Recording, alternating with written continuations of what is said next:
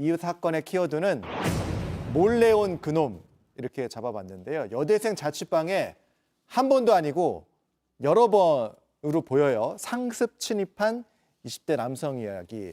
이 CCTV 영상이 나가고 있습니다.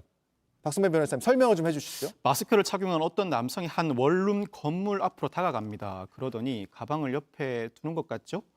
어떤 행태를 보이느냐? 에어컨 실외기를 밟고 올라갑니다. 예. 창문으로 접근하더니 창문을 열고 저 안으로 사람이 들어갈 수 있을까 싶은데 자신의 들어가요? 몸을 저 안으로 집어 넣습니다. 아, 몸을 집어넣는 방식으로 집 안으로 들어가는데 이 원룸은 여대생 A씨가 살고 있는 집입니다.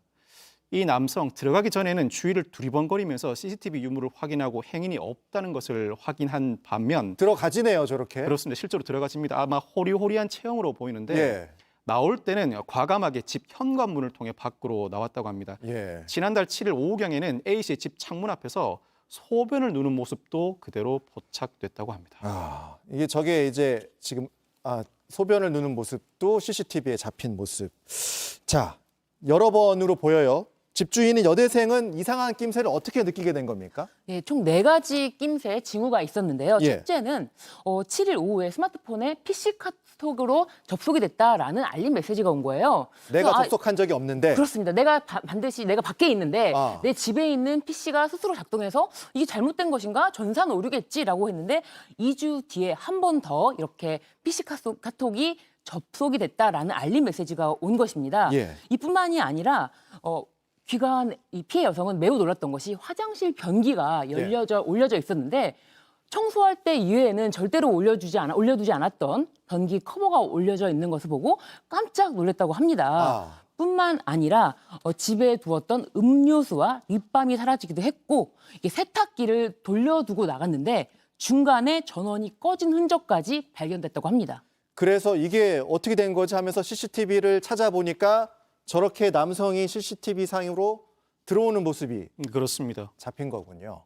근데 더 이상한 부분은 저 남성이 여성하고 전혀 모르는 사이였다는 거예요? 그렇습니다. 여성 A씨가 지난달 23일경 신고를 했고 경찰이 곧바로 수사에 착수했습니다. CCTV 분석을 통해서 이동 경로를 파악하고 여러 차례 압수수색을 통해서 카드 거래 내용 등을 분석해 신원을 파악했는데 그렇게 신원이 파악된 B씨 회사원입니다. 지난달부터 이달 초까지 3차례에 걸쳐서 A씨 집에 침입해 들어왔고 예. 음료수, 립밤 등을 훔쳐 가져갔다고 합니다. 알고 보니 B씨와 A씨 일면식도 없는 관계라고 합니다. 그렇다면 왜 A씨 집을 타겟으로 삼아 침입을 했는지 경찰은 범행 이유, A씨에 대한 스토킹 여부, 여전은 없는지 등을 조사한 뒤에 구속영장을 신청할 방침이라고 하는데 아마 A씨는 B씨 혼자 이 집에 살고 있다는 사실을 익히 알고 있었던 것 같습니다. 어떤 경위에서건 B씨가 혼자 집에 들어가고 불을 켜고 왔다 갔다 하는 모습을 2~3차례 정도는 확인한 뒤에 침입을 강행했을 가능성이 높습니다. 네. 경찰 조사에서 밝혀져야 될 부분이고, 자, 피해 여성 입장으로 다시 돌아가면 영상 보자마자 정말 놀랐을 것 같아요. 굉장히 불안할 것 같은데. 그렇죠. 왜냐하면 그 창문이 그 쇠창살이 방검창이 되어 있는데 완벽하게 되어 있진 않지만 그래도 사람이 통과할 수는 없다. 특히 남성이 통과할 수 있을 것이라 상상을 못했던 상황에서 저렇게 버젓이 한 번도 아니고 일단 확인된 내용을만 3번 정도 침입이 됐다고 해요. 예. 그래서 피해 여성은 즉시 주거지를 옮겼지만 아직도 굉장히 불안하다고 하는데요. 게다가 이제 침입 시간이 그 피해 여성이 집에서 나가고 불과 1분 내지 2분 후에 침입한 것을 확인하고 계속 누군가 나를 지켜보고 있는 것 같다라는 불안감에 떨고 있다고 합니다. 집에서 나가는 걸 확인하고 들어갔을 가능성도 네. 있을 수 있다. 자, 일단은 주거 침입죄가 적용이 될 것 같고요. 네네네. 스토킹 처벌까지 포함이 되지 않을까 이런 생각도 드는데 어떻게 보십니까? 현재 경찰이 스토킹 처벌법 위반도 의율을 해보고 있는데 사실 주거 침입 정황만 가지고는 이 스토킹 처벌법을 적용하기가 쉽지 않습니다. 스토킹 범죄는 의사에 반해서 접근해 감으로써 불안감을 조성하는 행위를 일컫는데 A씨 모르게 주거에 침입했다는 건 의도적으로 접근해 불안감을 야기할 의사가 있다고 보기는 다소 어려운 부분이 있습니다. 다른 스토킹 행위가 있었을 수는 있겠습니다만 주거 침입 자체만 두고 보면 스토킹 처벌법 적용이 어렵습니다만 이와 같은 고민을 하는 이유, 통상 주거 침입죄가 형량이 낮기 때문입니다. 얼마 안 나오는군요. 그렇죠. 법정형 자체가 3년 이하의 징역 등인데 실제 실형이 선고되기보다는 집행유예, 심지어는 벌금형이 선고되는 경우가 상당히 많다 보니 다른 법령 적용도 고민하고 있는 것입니다.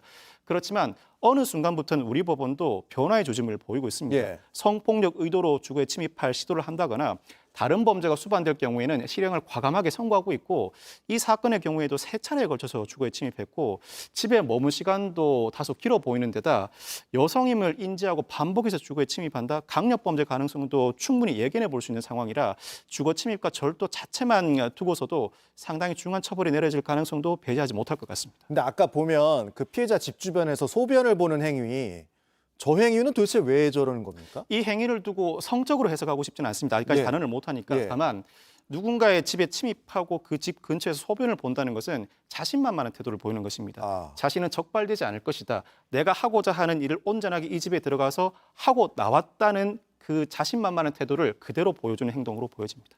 저것도 왜 저랬는지도 경찰 조사에서 좀 밝혀져야 될 부분으로 보입니다.